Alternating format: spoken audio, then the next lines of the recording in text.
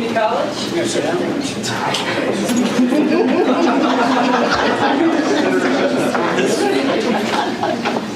We're honored and excited to host today's Drone Demo Day and to provide the venue for Senator Warner to update his stakeholders on work in the Senate, as well as the opportunity to hear from him directly and for him to hear from you directly.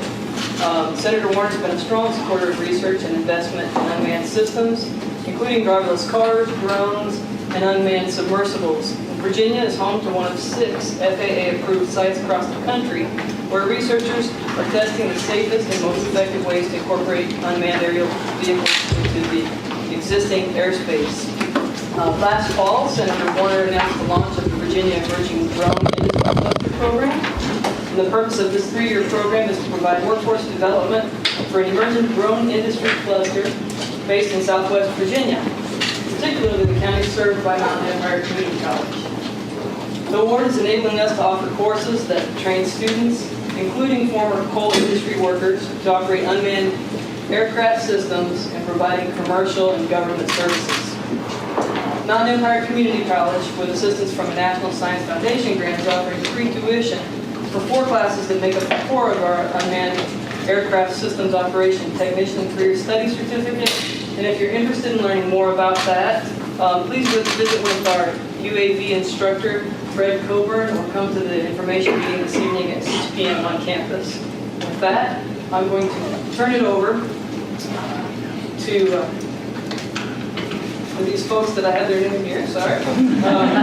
Dave Culler, CEO of Hazon, and Avery Brown, the head of Drone Aerospace Management. They're going to provide some remarks.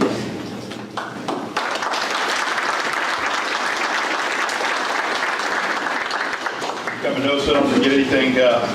Well, it's great to be here. My name is Dave Culler. I'm the CEO and co-founder of Hazon Solutions. I spent 26 years in the Navy and got out. I'm an F-18 guy by trade. I got out and started a business with another Navy guy, a good friend of mine, Sean Cushing. So we got Hazon Solutions started, and we're veteran-owned and operated out of Virginia Beach, Virginia. It's great to be here today. Really appreciate it, Senator Warner. Always great to see you, sir. I just want to say a few things about Hazon Solutions and kind of what we bring to the table and really what we're looking at as far as education is concerned. And I think the workforce in the future, we're going to have to train folks the right way to integrate them into the unmanned systems operations and what we do. And it's very, very exciting. Hazon means vision, so vision for the future. And we're very excited about that because we think unmanned systems, it's beyond your wildest imagination as to what we're doing today and what we're going to be doing in 5 years from now. At Hazon Solutions, we basically have 3 big verticals as far as our business is concerned. The first one is infrastructure inspections. So we utilize unmanned systems to go out and do infrastructure inspections of critical infrastructure. We're mitigating risk, and what we're finding is we're providing extremely actionable, valuable information back to our customers. And at the end of the day, that's exactly what we want to do. We're working with great companies like Dominion Energy, Norfolk Southern on the railroad bridges, First Energy. We're one of 5 companies in the... Can you come this way? Just Sure. You want me to move this way? The videographer's over. Okay. Sorry. They asked me if I would intervene. Yeah, no problem at all. Thank you. We're one of 5 companies in the country that has a contract with AT&T. And if you look at the way the telecommunication industry does inspections, they've lost a lot of individuals, unfortunately, falling off structures. So a lot of these inspections are extremely dangerous, and now we can utilize unmanned systems to, again, get more data, better data, actionable information back to our customers in a very smart, intuitive way. Our second vertical is capability development. So we're helping companies design and develop their own unmanned systems capability. From writing their SOPs, doing their training program, doing audits, recurrent training, to get them up to the right standard and level so that they have that kind of a tool in their toolkit. And we have a training program as well.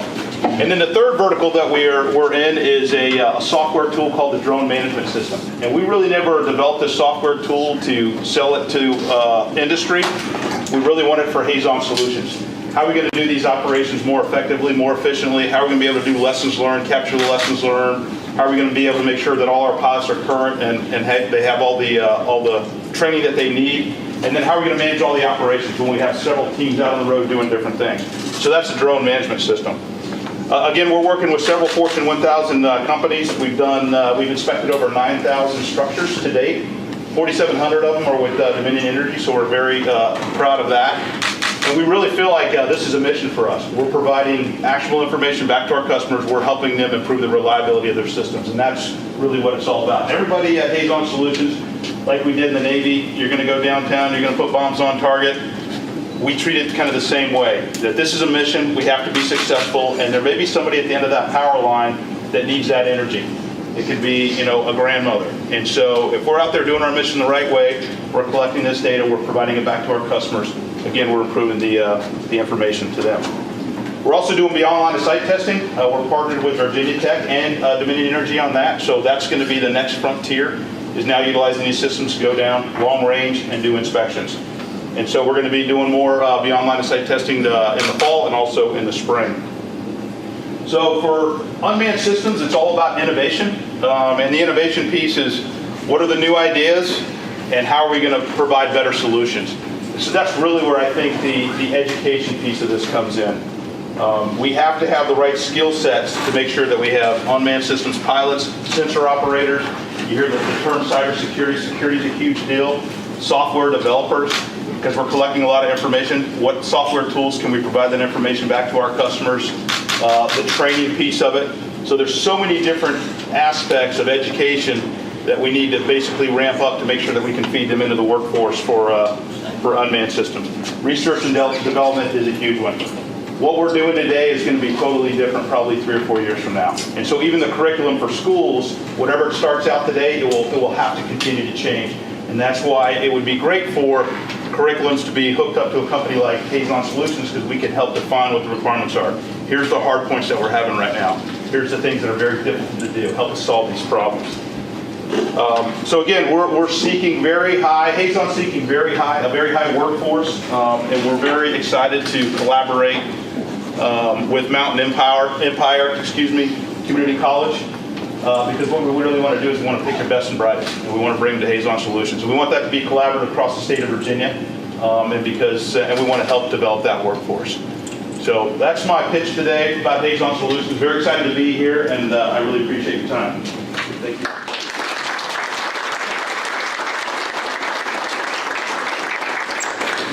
Well, I'm going to be brief because we're really the conduit. The skill sets that he just mentioned don't happen by magic. You're like, well, how do I get from here to there? No, that sounds very technical. So we're Drone Airspace Management. My name is Avery Brown. We're a learning platform. We have partnerships upstream with Hazon Solutions, who's working with Dominion Energy, who's going to show you why these skills are relevant in the world. Then we're also working with Mountain Empire in developing learning modules that are relevant for this area. So you're saying, hey, there's people coming out of all kinds of backgrounds, even coal mining.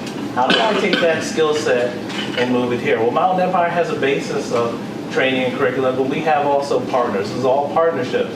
We're that learning platform that helps them deliver that coal worker or that retrained person or that student all the way up the line to get to the skill sets where Hazon will look and say, I want that kind of person. Mountain Empire, we have to think Wise County, Wise IDA, Carl Snodgrass, I see, and obviously Jack Kennedy for sort of saying, we're an area where you can do these things. We put out the thing earlier, but now we need some kind of streamlined process, and we help with that process and partner with you guys to deliver that always so I can take you, if you've never seen a drone before, all the way up the line as far as you want to learn. So somebody like Hazon says, I like your skill sets, I like your professionalism, I like what you learned. I'd like you to come work with us, and we work with all kinds of partners, as you mentioned, including Dominion Energy. And they'll talk about why these skill sets are relevant and why you might want to come to Mountain Empire and learn these things. Thank you.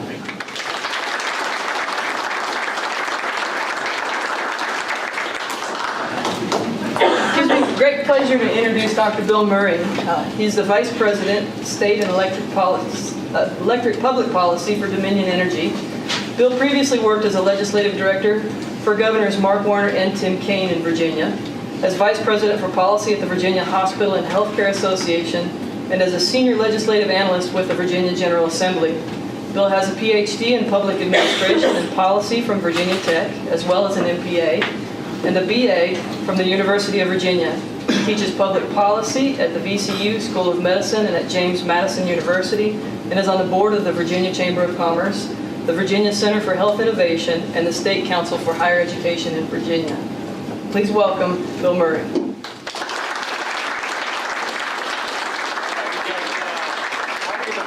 Speaking at my funeral there, that was pretty good. And any of that, pleased to be here today. So why would an electric utility care about unmanned aerial systems? I was just looking, we've got 6,600 miles of big power lines, transmission lines in other words, and almost 60,000 miles of the smaller power lines.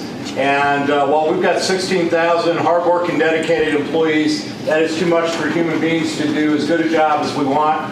And here's the answer why. Remember when, for those of y'all who are my age or older in the room, you may remember power outage was inconvenient, but wasn't the end of the world. Since the invention of these things, it has become the end of the world, particularly for people my daughter's age. So in any event, we're thrilled to be here, and we're particularly thrilled to be at a community college for a number of reasons. About 80% of our employees don't have a 4-year degree, but they all need some kind of post-high school education. That's where we count on the community colleges. I'm just thinking, I'm getting ready to approach a birthday with a 0 here. And 50 years ago, we were just starting the community college system. What the Chamber of Commerce called in its last Blueprint Virginia, one of state government's core assets, because really the building blocks for our economy, our society are right here at the community college system.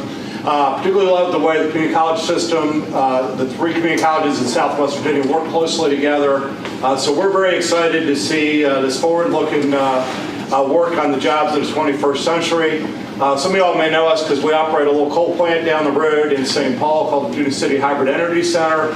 We're working now on developing an energy storage facility here in Southwest Virginia. Mr. Ratliff's been good enough to work with us on that. We love doing business in Southwest Virginia. We love doing business with community colleges.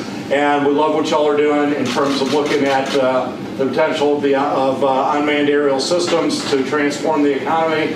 And I'd be remiss if I didn't give a shout out to my old boss. I can tell you that there was not a day of the Warner administration he did not ask, what are we doing for Southwest Virginia? What are we doing to move the economy forward? And we would not have the Virginia City Hybrid Energy Center without the work of the legislative delegation down here, without Governor Warner signing some very important 2004 legislation for that. So I'm pleased to be here. Thank you for everything y'all are doing.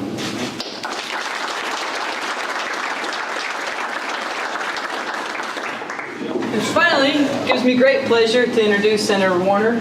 Senator Warner was elected to the United States Senate in November 2008 and re-elected to a second term in November of 2014.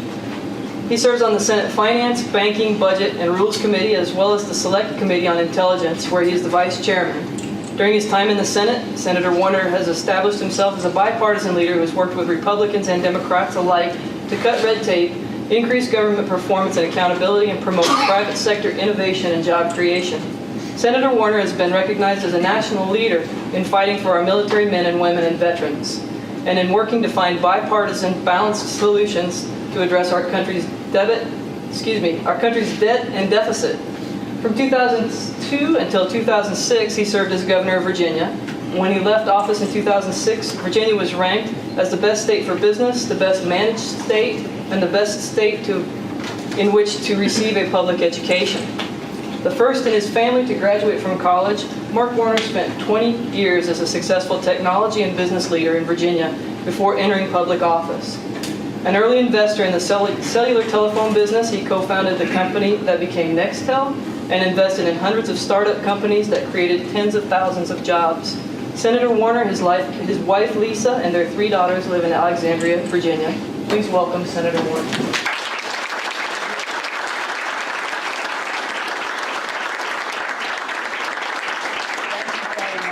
It is great to be back in Mountain Empire.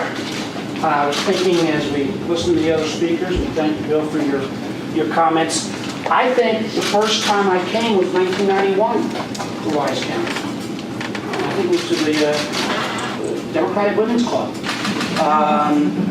And to be back for so many times, and particularly today, is really special. Of course, with my day job, anything to get out of Washington D.C.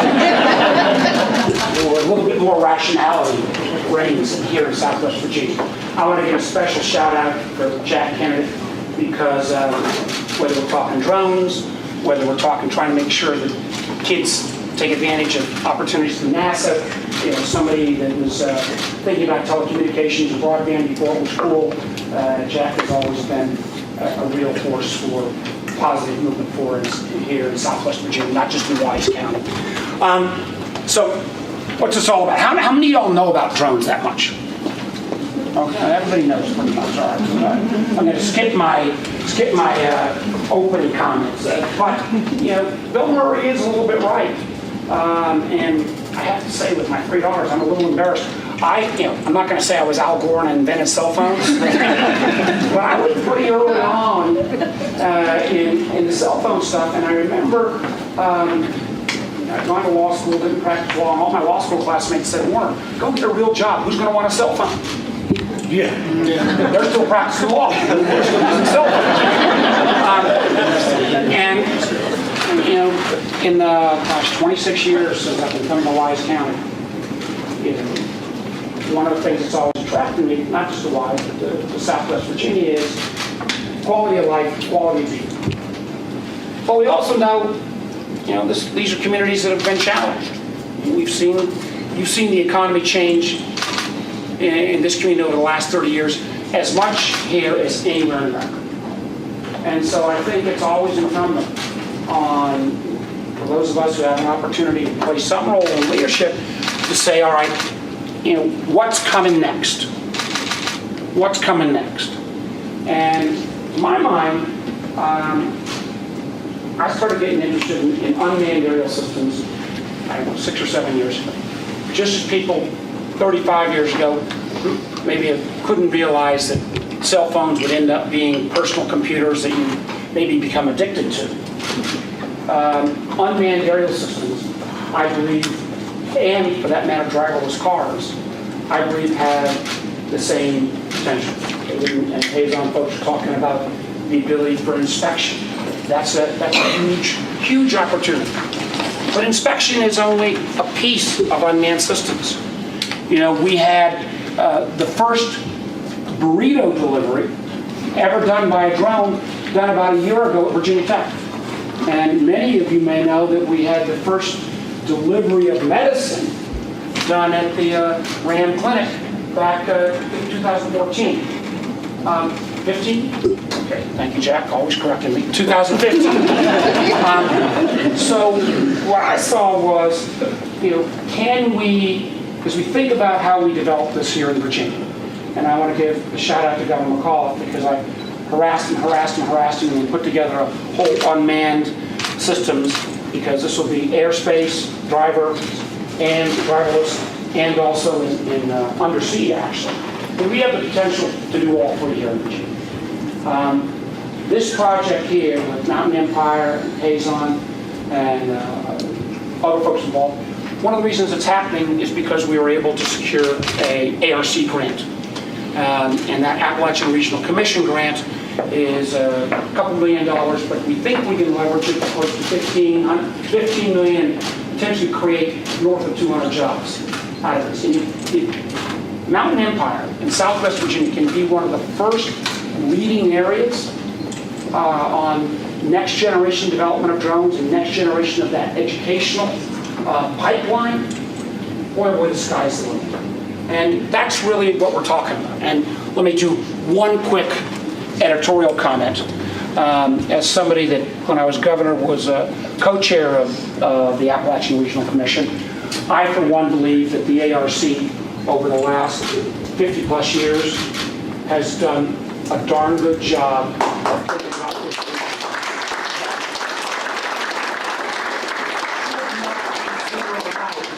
I think there's more than a little hypocrisy when a certain individual in Washington says he wants to help the Appalachian region, and then in his first budget zeroes out the ARC. The one thing I can tell you is there's an awful lot of us in the Congress, Democrat and Republican alike, who are going to say not just no, but heck no. If cameras weren't here, I might say more than that about making sure that we continue the ARC going forward. It's all right, you know, as a co-founder of Nextel, you heard that sound? Yeah, sure. It may sound like a million sound, to me it sounds like change. But last comments, and then I'll take a couple questions, and we'll go fly some drones. Not only do we need to develop, and we've got a chance to, I think we've got how many, 40-plus companies in Virginia that are doing drones. We want to move beyond line of sight. We want to think about delivery. We want to think about inspection. But here's another piece of it. Last Christmas, just in the hobbyist area, there were almost 1 million drones sold at Christmas. That's the good news. The bad news is, you know how many of them were made in America? Zippo. And we just shouldn't allow that to continue. The vast majority of them were made in China. There were a few made in France. There's no reason why we can't make unmanned aerial systems right here in Southwest Virginia. So we've got to...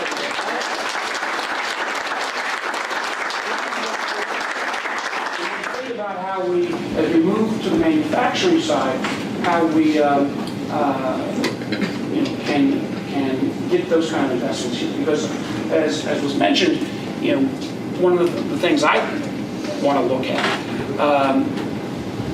and this is another, it's both a challenge and opportunity, is if we don't manufacture them here in America, how are we going to guarantee their security? The future for unmanned airspace is great, but making sure that these devices are not being able to be hacked into or have other vulnerabilities, and one of the best ways we can do that is build them right here in America.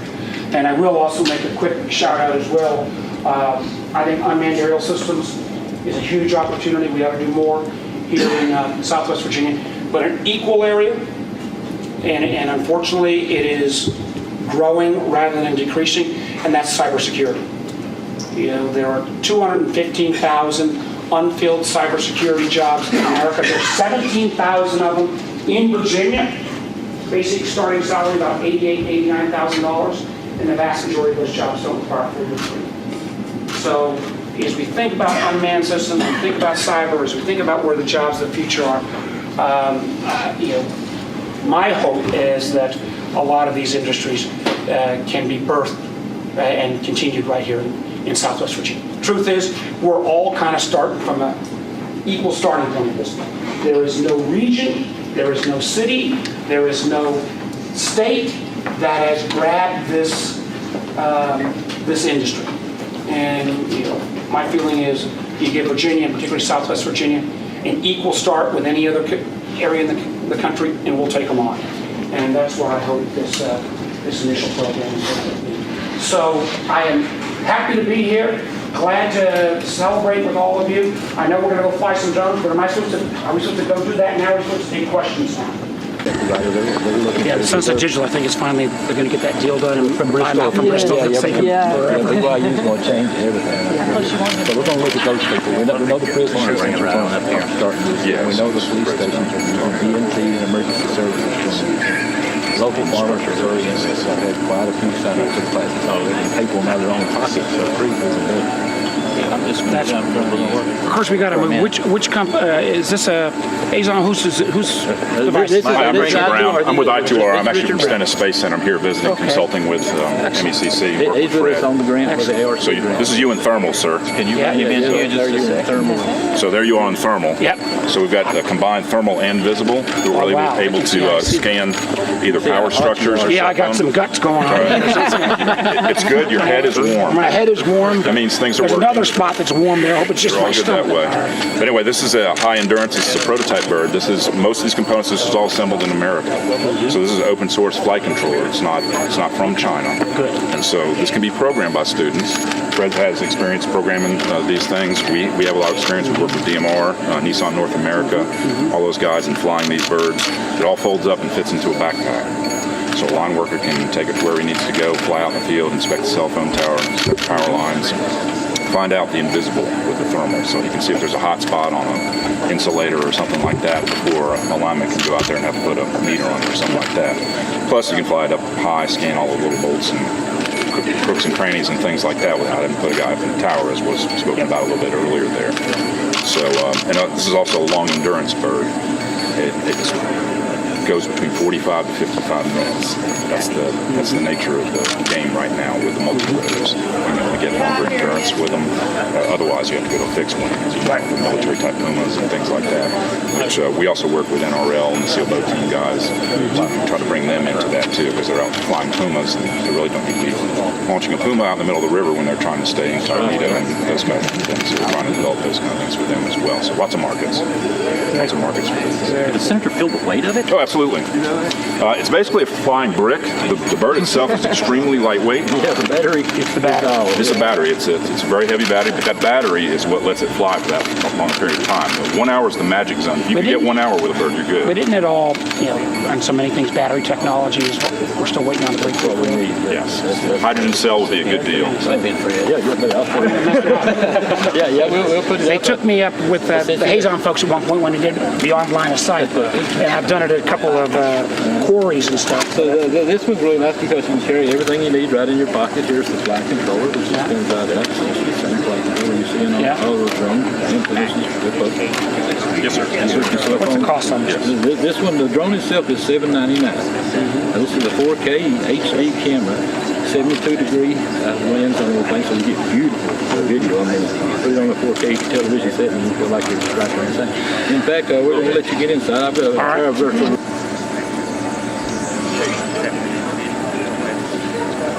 Ooh, I'm in there.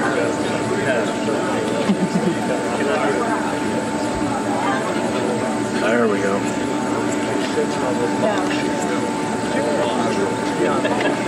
Come on, take. Yeah,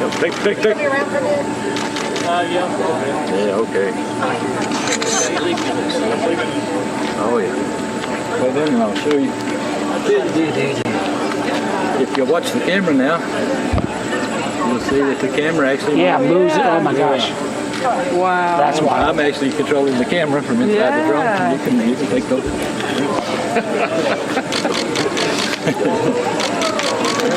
There you go. I'll put it in there. All right. Did he fly? He's going to come back and bite me at some point. I can tell that already.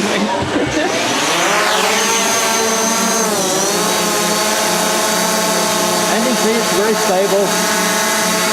Don't go anywhere. Right now I'm looking at 15 satellites. It even connects to the Russian satellite, so it's got Cosmos involved here too. How many satellites? 15 satellites right now. It's right there. Wow. And if you can look through there, if you look inside of there, as you see as I fly, you will be able to look around and see whatever's going on.